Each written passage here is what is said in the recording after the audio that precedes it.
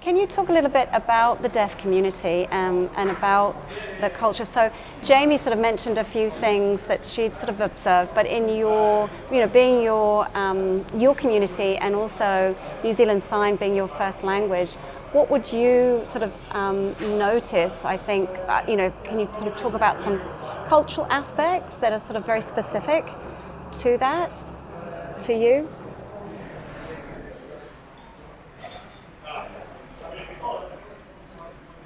Culture,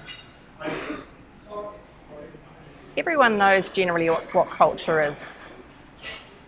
If we look at other cultural groups, they identify themselves through traditional clothing, maybe art, music, maybe particular dance, particular food.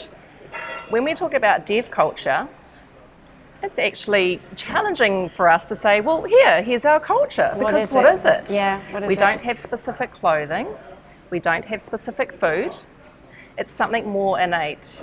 Yeah. It's our way of thinking, our way of doing things. It's probably more an invisible culture. I would say that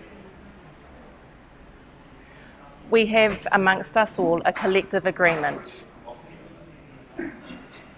If there are any developments or changes, then within the deaf community, this is discussed. And I think that probably links into pride of being deaf.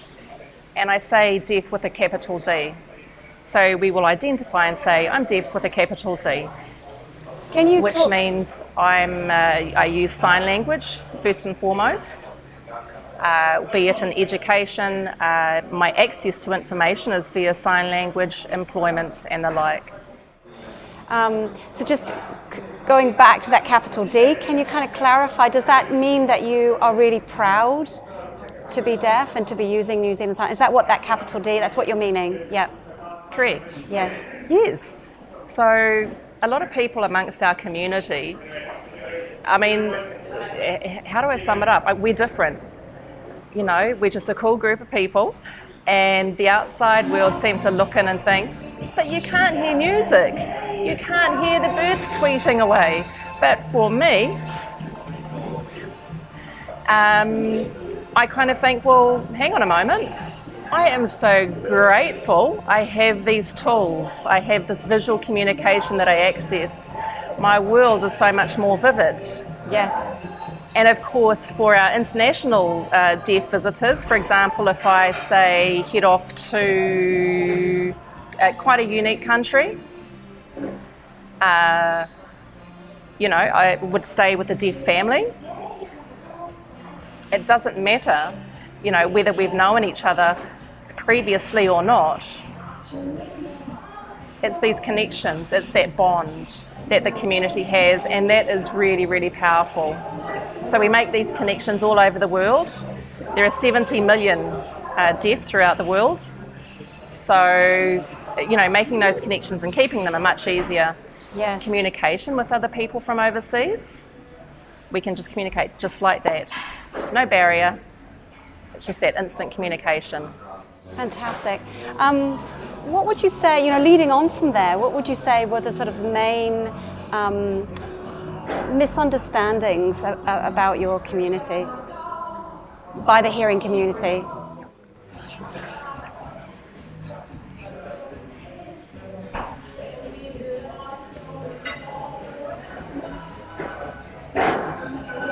So there are different levels of misunderstanding. For example, like Jamie's already talked to you about eye contact, and to look away from a deaf person is very, very rude. The interaction between two people. On a much deeper level, there are a lot of things that happen. For example,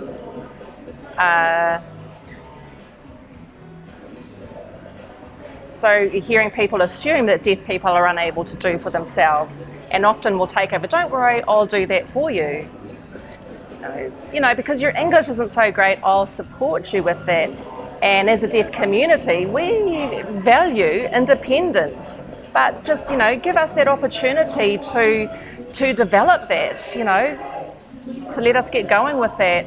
So there's a huge misunderstanding out there around this.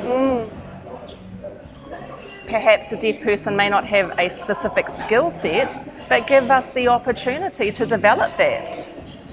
Give us that opportunity to build that skill so that increases our knowledge base to then participate in that.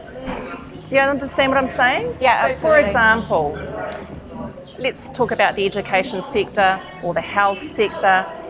Often there are a lot of high-level positions where hearing people are making decisions on behalf of deaf children without having a strong perspective from our deaf community, from our adults specifically. So, that's another, misgiving that's out there.